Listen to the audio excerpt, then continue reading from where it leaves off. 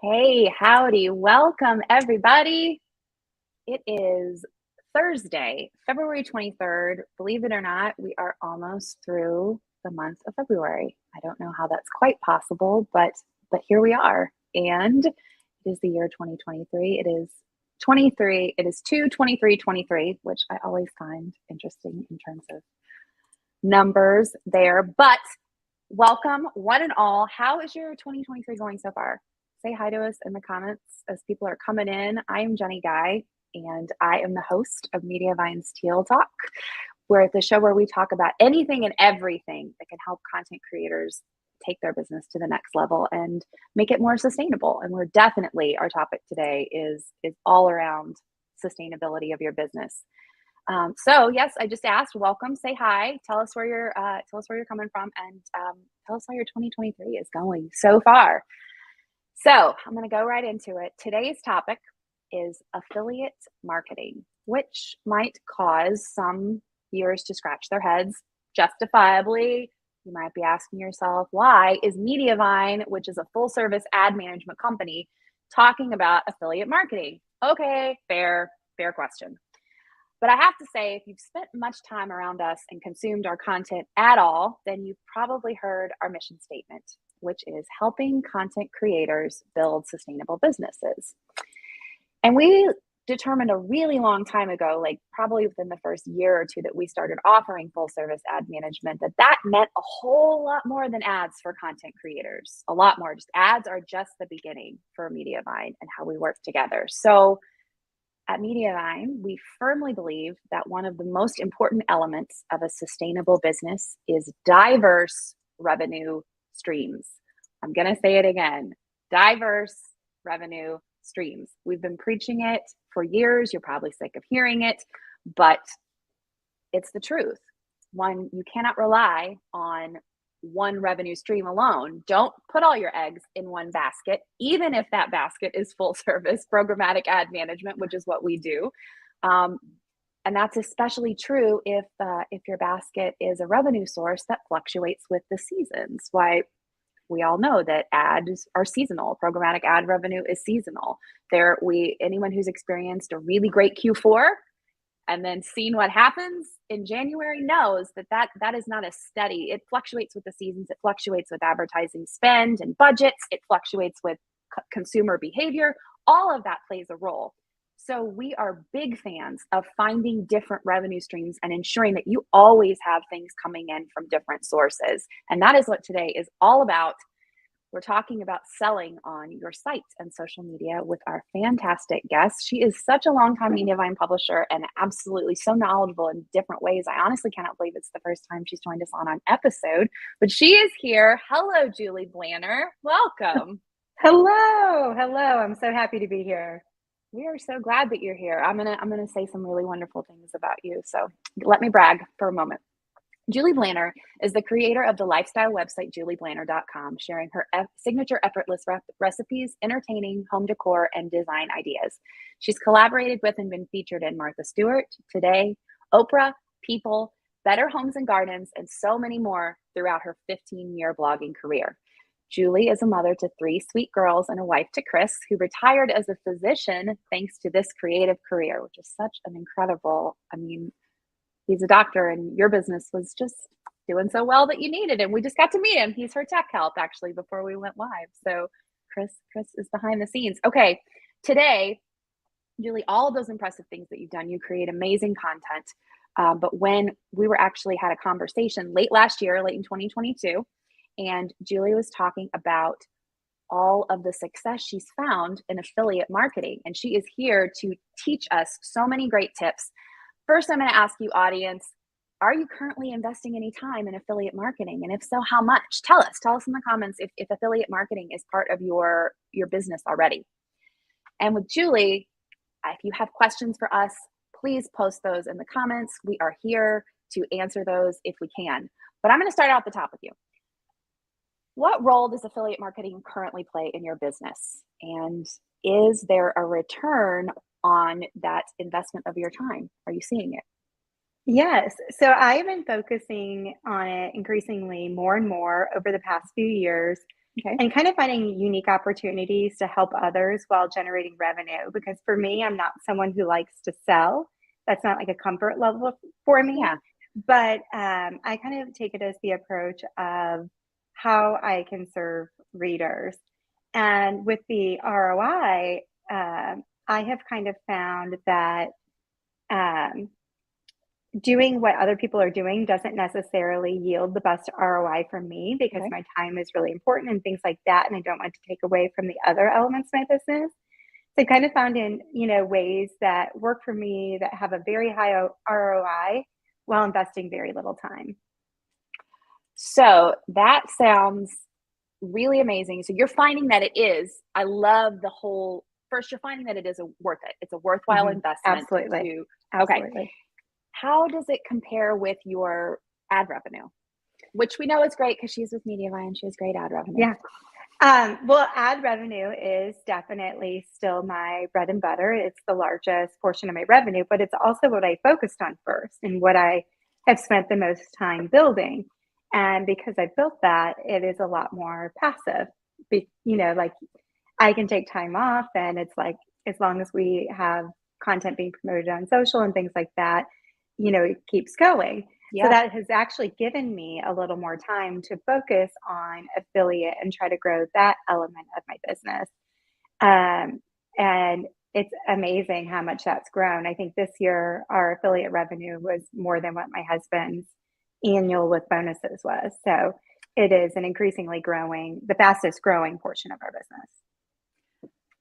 That is such an inspiring thing to hear. And we're going to talk a little bit more in a moment about how ads and affiliate work together, because sometimes that's a bit of a contentious topic. But I want to start out talking about when did you get into affiliate marketing? You said you built your advertising, meaning you focused on growing your content and your traffic initially. And then you started focusing in. So when did that happen? And how did you dip your toes in the space? Yeah. I think some positive things came out of the pandemic and seeing ad rates sink a bit, even though my page views were higher. I thought, how can I capture these people? How can I pivot? How can I make the most out of every visit? So I started doing little things here and there and seeing results. And when you see positive results, doing more of that. So really focusing on what is again with kids being at home during that and trying to help them all while my husband was still working. I'm like, how can I make more money while not investing more time? And I kind of found some unique ways to blend the two together. And that's where I really started, was on my site, blending in a little more affiliate focused things, like even on a recipe, because I know Mediavine has a lot of recipe bloggers. If there's a tool that makes that recipe a lot more useful, or a particular loaf pan I absolutely love for my bread recipes that went crazy during the pandemic, those are the kind of things I focused on. And I would make like a Gutenberg call-out box with a button, like only singling out like one product, so that there wasn't like paradox of choice. It was only like a blip in it, but it's like, oh yeah, I really do need that pan. Or, how can I make their life easier without spending a lot of time and money and energy on my part? So that's kind of where I started, and I built from there. It is so clutch, because we're hearing some comments here in that some people are saying they're not salesy. Well, we've had a couple say they wish they'd started. Michelle was saying, it took me so long, but I did finally jump on the affiliate marketing bandwagon, and she wishes she'd done it earlier, so much earlier. Absolutely. We have Tara who's saying, my affiliate income often rivals my Mediavine income. I spend several hours a week on affiliate. However, we have other people that are saying, I'm not doing it. I don't have buyer intent content. I'm also not a salesperson type, but want to dip the toes in. That is such a common response. Okay. Mm-hmm. Would you say that you had somewhat of the same issue when you first started, Julie, that you didn't have buyer intent content? 100%. I mean, most of my content is not buyer intent content. But like, for example, when I had hot chocolate bombs, I was in early on that, and that did really well for me for a while. I don't rank anywhere near it on net now, but it was like, hey, you need this mold. This mold is available here for $5. Like, people were, purchasing those left and right. But it was just that simple call out block that, had a really great conversion, because people spend a lot of time on your site. They trust you, they know you. They're like, oh, if this is the product she says I need to make these and make it as easy as possible, then that's what I need. It doesn't have to be salesy. It's just like, hey, this is the tool I use. This is why I like it a lot. Another thing I sell a lot of is a baking spray.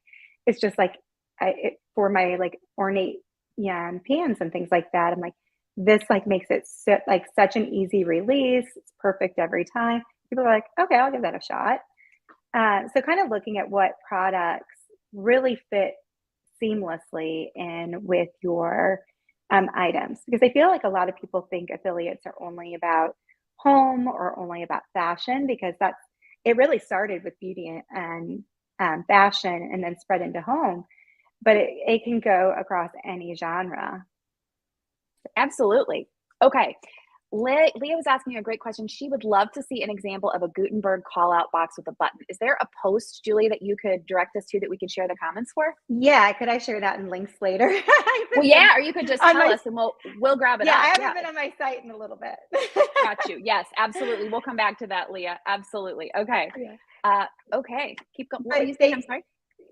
There are already pre-made blocks. Chances are that they can just adjust for their colors and things like that are available, that are free. You mentioned something, and we will get back to you on those comments, Leah. We'll make sure that we have a link so we can show you specifically. But Julie, a pre-made Gutenberg block is perfect. Love that. All right, you said something earlier that I want to circle back on, and you talked about the paradox of choice. Tell us a little bit more about how that plays into your strategy. I am obsessed with your initial strategy, that it's not being salesy, it's making your reader's life easier with what you're sharing and having it how it dovetails nicely. But talk more about that strategy and talk about paradox of choice, because I think that is such a great concept here. Yeah, absolutely. So one of the things I found is that people, especially people like me, they overwhelm so easily. So if you give someone 10 options, that might feel overwhelming to them, and they're not going to make a decision. And then, you might lose that cookie, which is the time frame of which, when they click your link before they make the purchase, that you still get credit for that sale. But I find that if you give them one product, instead of giving them choices where they can overthink it, it converts so much better. And the same applies like when you're doing it on social media. If you're sharing 5 stories in a row of multiple different products, they might just be like, oh, I don't know, and they just move on to the next thing. But if you're like, you need this product and this is why, like, look at this. I mean, even something so simple, a friend of mine at the Mediavine retreat one time said, oh, I like just did like a little demonstration of this product. of like, how cool is this? And I sold so many of them. I'm like, yeah, like when you show people how it makes their life easier, or you tell them how it makes their life easier, it just converts really well when they have that one single product. So oftentimes I find like on LTK, which we'll get more into later, lots of collages and inspiration. And there's so many great things about that too. But sometimes, again, it leads to overwhelm. It's like, well, instead of just choosing that one thing, now it's like, oh, I got to redecorate the whole space, like, and then kind of put it off, versus like, hey, this is on sale today, or, like, you need this right now, and this is why. I think that just has always converted a lot better for me. I don't know if you experience when you said that. Yes, when there's too many things, I can't. It's when you're trying to you're cleaning one thing, but then you touch the one thing and then you go, well, now I have to clean now. Okay. And then before you know it, you've cleaned out everything from your refrigerator's out, you're re-cleaning like that. So give them a very clear action and make sure that they have a direct path to it. Love that. So I mentioned this in the episode opening, and I fully realize I may be opening up a can of worms here, but let's do it. Let's be bold. Programmatic advertising and affiliate marketing. Are they friends? What we've heard from a lot of people is that they're afraid that if they start really investing in affiliate marketing, that it's going to cannibalize, or their programmatic ads will come in and cannibalize their affiliate earnings. So what is your experience with this? And do you have any tips on how to make them peacefully and lucratively, and most importantly, coexist together? 100%. So Eric and I, Eric is one of the owners of Mediavine. We There's spoke the about this ego. extensively because, he's very much in the ad realm and I kind of do a mix of both. And for years, I staved away from doing affiliates in fear that it would hurt my ad revenue because my ad revenue was my bread and butter. And I regret that so much. Instead of listening to what everybody else had to say, I started looking at my numbers, my Mediavine dashboard, my Google Analytics, and I saw how they actually correlated so well together. Some of my highest performing posts are also my top RPM posts are also my biggest affiliate drivers. So they can very much go hand in hand. And that's just like a win-win. And some of them are on those pages that maybe don't have as many like Google searches each month or things like that, but they generate revenue really well. It's like that balance. I'm getting the high RPMs from it, even though I'm not getting like an insane amount of page views, plus I'm getting great sales on it. And so I'm able to like really maximize and make more out of those fewer page views by combining the two. I think that is absolutely brilliant. I love that you're using the data rather than anecdotal. This is what happens. You actually started experimenting and getting in there and seeing, okay, will my programmatic revenue drop? And you actually have the data on that. In fact, you've got both coexisting now. You've got the beautiful sales from the affiliate plus the great programmatic earnings. So that's the best of both worlds. Yeah. I love hearing it. Okay. So you mentioned implementing affiliate marketing on social media a little bit with some Instagram. You talked about Instagram stories a little earlier. I want to dive more in on the topic of social selling, as it's not something I hear a lot of in terms of conference sessions. We talk about selling on your site, and we talked about using a Gutenberg block, but talk about selling on social, because as we all know, we say this all the time here, that's not a place where you earn as much. You're not earning programmatic ad revenue on your social media. You're trying to drive them back to your website, trying to capture them with your email. Talk about how you're earning on social, because I want to talk more. This is another area where for years I didn't want to spend the time and energy. You tend to be the most successful in the place you find joy, where you spend your time and where you spend your energy. For me, that's never really been social media. I'm not someone who's just on Instagram scrolling all the time. In fact, I found it a little overwhelming. So I grant myself a lot of grace, first and foremost. I'm like, I don't force myself to do anything. I'm like, I'm just not feeling it today. It's not going to happen today. And so I'm not the most consistent, but the more consistent you are, of course, the more success you can have there. Right. But I don't want it to detract from my site, but add value to it. So I actually try to use that to my advantage. And I use it as a tool to introduce my audiences from those social channels to my site and convert them into readers. Before I create content for, let's say, Instagram, I want to know how it's going to generate an income. And because it's probably not going to be like the hugest driver of traffic, that tends to be through affiliates. And so when I'm creating that content, I'm kind of thinking about, okay, how can this post, or how can this that was already successful over my website, how can I recreate that in a format that works really well for Instagram for a reel and drive revenue? And so we incorporate the use of ManyChat. And some people might be familiar with it from Facebook years ago. And that's where you might see that people like comment links and things like that. And that delivers everything that they need, like everything they saw in that reel. It delivers like all the products and the links to my website, all to their, like to a DM.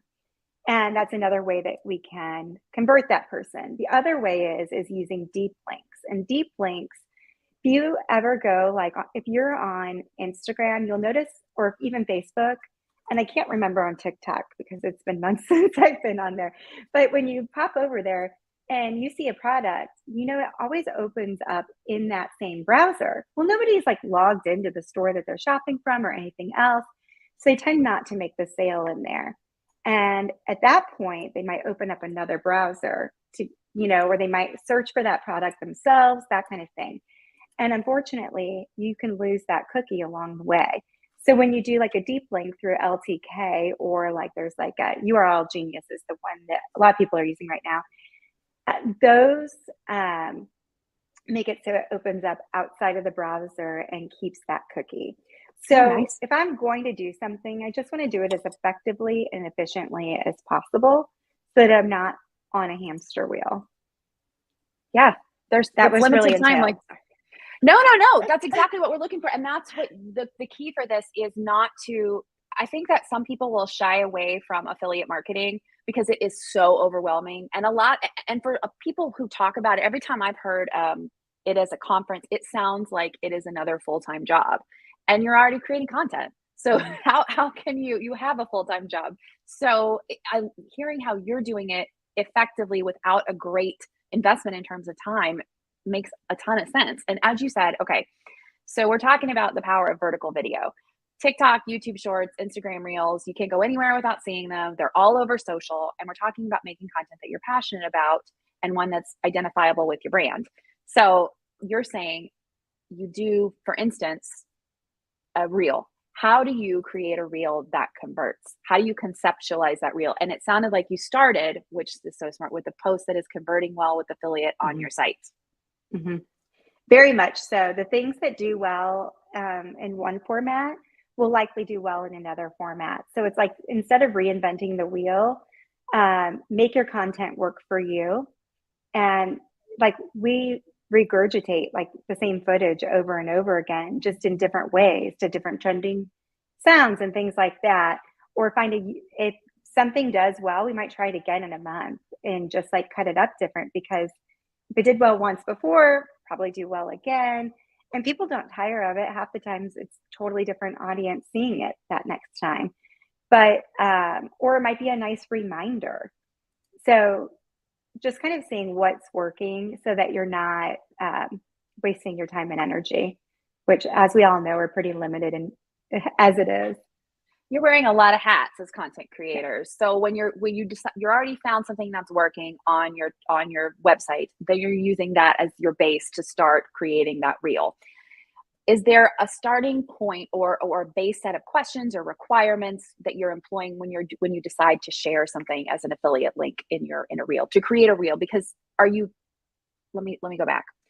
When you're creating the reel, is the base the thing you're going to sell? Is it the affiliate link, or is it the content that you're then sandwiching in the affiliate link?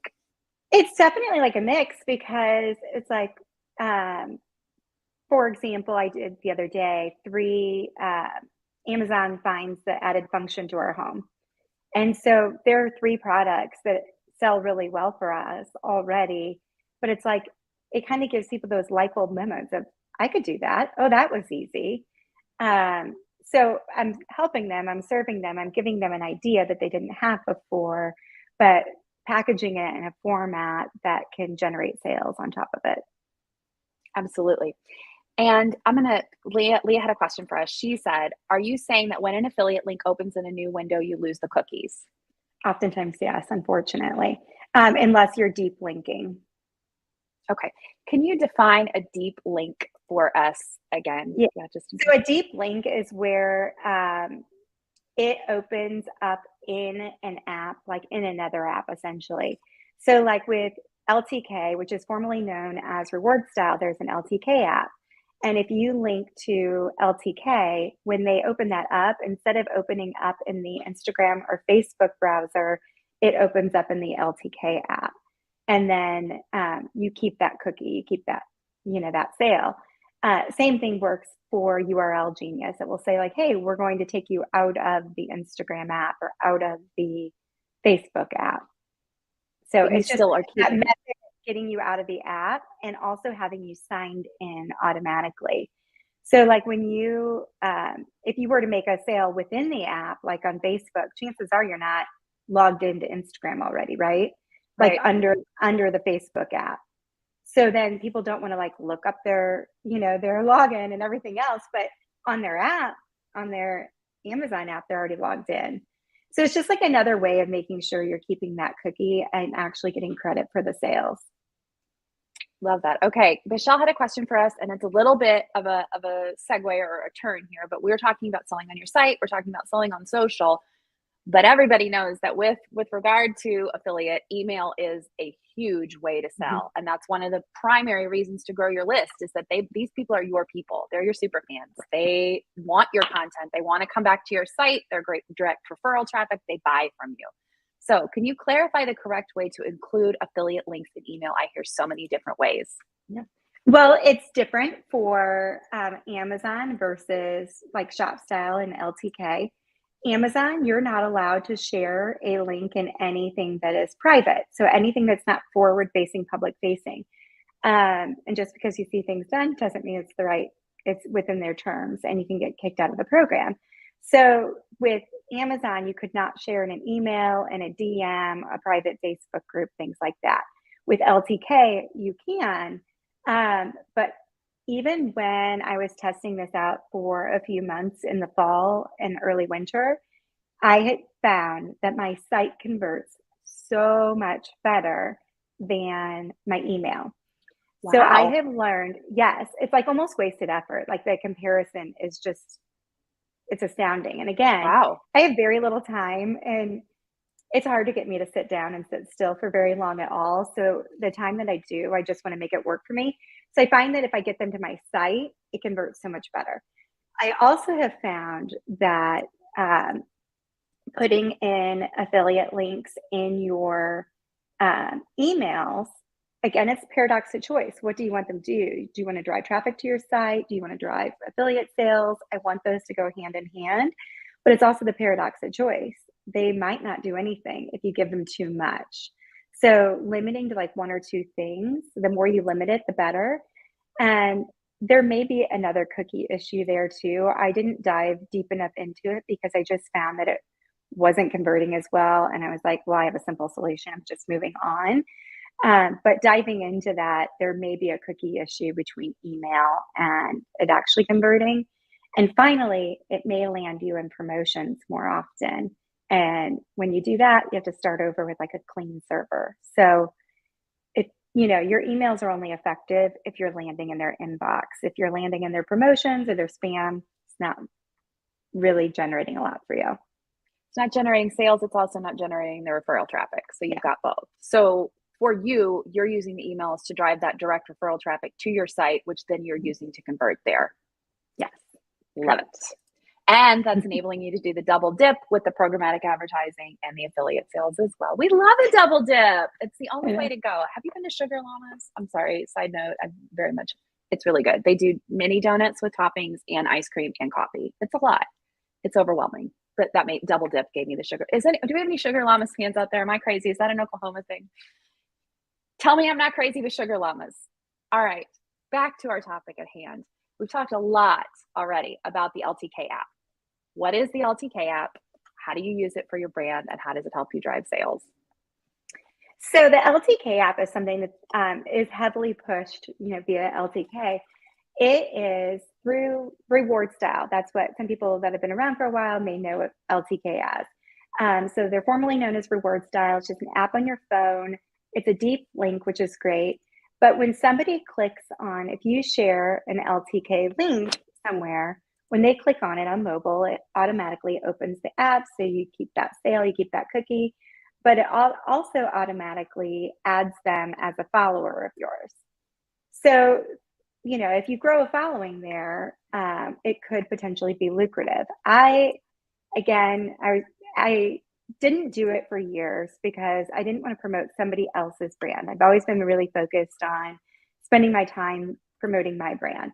But I gave it a try for a while of sharing frequent collages and things like that on the app and optimizing them, kind of using all the keywords and things like that and making them into collections to hopefully generate sales. But then you can't stop there. Then you need to promote those like on Pinterest and your Instagram stories, things like that. Now, I'm not saying that they're not worth it, especially if you're starting out. They are probably totally worth it for a lot of people. I found the ROI to be low because of the amount of time it takes to make all the collages and upload it. Their app can be a little glitchy, and it's just not. It's not that there's not an ROI. It's just not as strong of an ROI for me.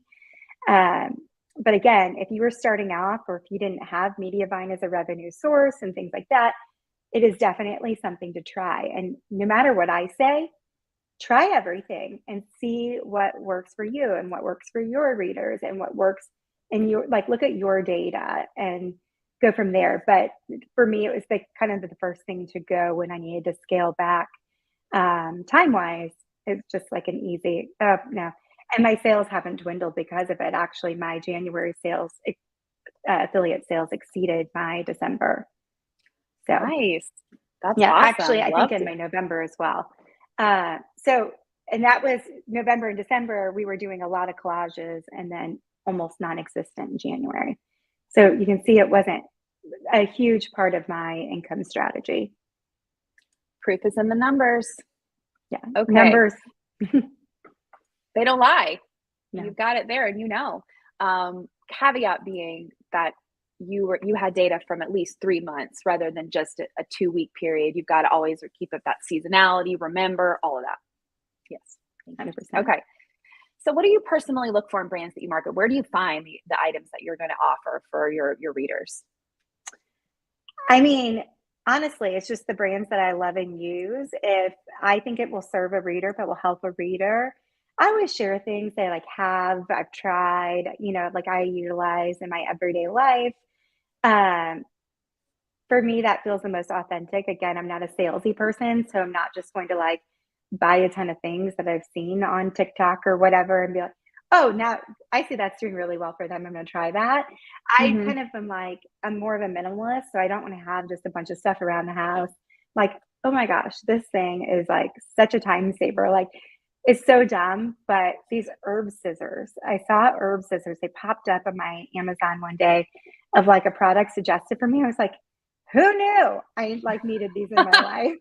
I'm like, I'm obsessed. And then I bought a pair for this house. I bought a pair for the lake house. I'm like, I never, so then that's for me, that would be a good brand, a good product to share with whatever aligns. And sometimes it will surprise you too. Like I tend to do a lot of high end things. Like Walmart has started coming out with things in its color palettes I like with the Drew Barrymore line and things like that. I'm like, and if it sells and it's like a good fit, it's like, hey, look, you can have this one at this price or this one at this price. And they're, like offering those options sometimes too, the high and the low. It's funny because for a while I was doing a lot of look for less, and Serena and Lily is one of them. And you wouldn't believe how many times somebody would purchase the Serena and Lily versus the low find that I found. But they're like, I think it almost made them like the original better. Yep. I don't know. So just kind of figuring out what is working for your audience and what they want to see more of. I love that the paradox of choice that you're giving, two choices, very, very distinctive, a very clear like segment or concept that you have where you're showing look for less, you're providing both options. And sometimes even providing those options means I want the more expensive one. Yeah. That's a great thing to discover. So when you're choosing those brands, when you're finding the places, the items that you want to offer, how are you then going forward with, are you using just your Amazon affiliates? Are there other affiliate programs that you're using, like master affiliate program, shop style, or something like that?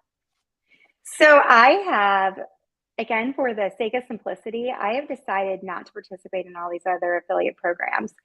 Okay. As a home blogger, and I know even if, like food bloggers, like you get like Butcher Box and things like that, some of these programs can be very lucrative. I have a friend that makes a ton off of these water filters. But for me, I find that the less I do, the better I do it. And so I don't want to keep track of revenue from all these different sources and things like that and too many platforms. So I'm primarily using LTK just because they have like a very wide array of brands. And Amazon, again, they have a very wide array of brands. It's very accessible. People are very familiar and comfortable purchasing from them. And now they carry a lot of boutique brands and things like that as well. So I limit to those two just so that it's like less to track, less for me to think about doing. That is, I mean, way, way less complicated in terms of the time you're spending and going to all the different, I know that, as you said, some brands have a one-off where there's one product that you love. Have you ever done any one-off with a brand that you love particularly that resonates with you? So I have tried that. And again, I kind of feel like it's almost more work than it's worth because it is a numbers game. And so then, you kind of are focused on promoting just that one brand.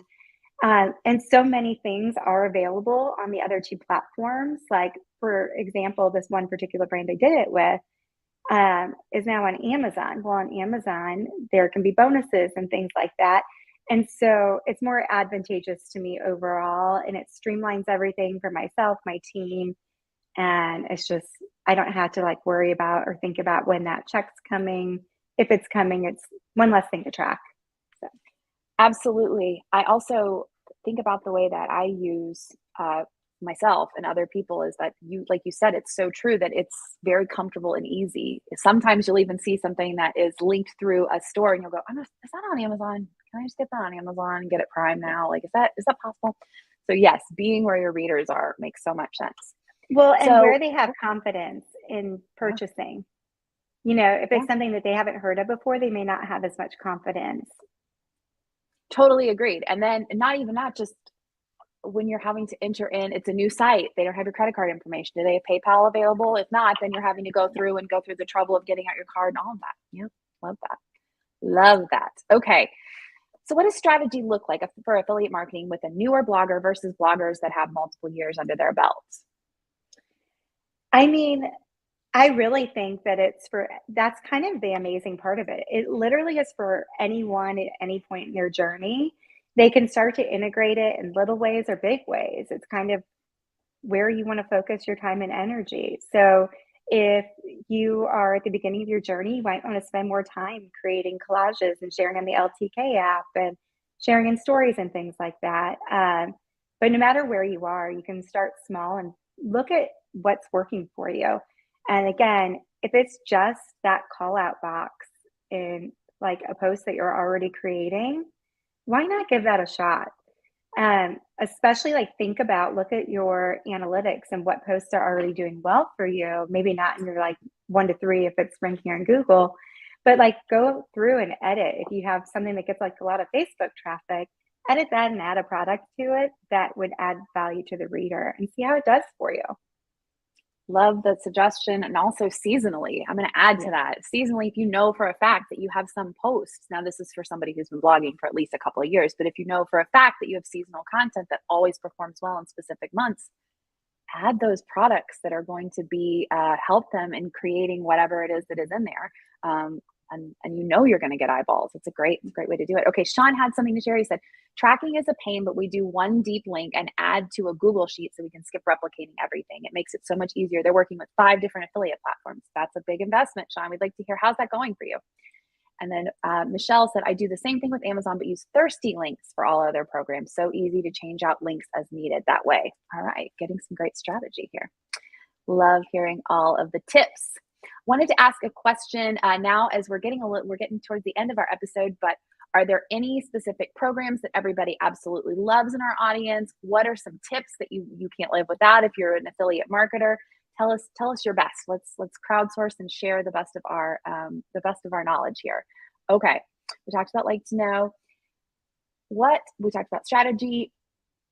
So as you said, you focus on one product, avoiding the paradox of choice and focusing on what works for you, and what is already working for you, you replicate. So those are some great strategies.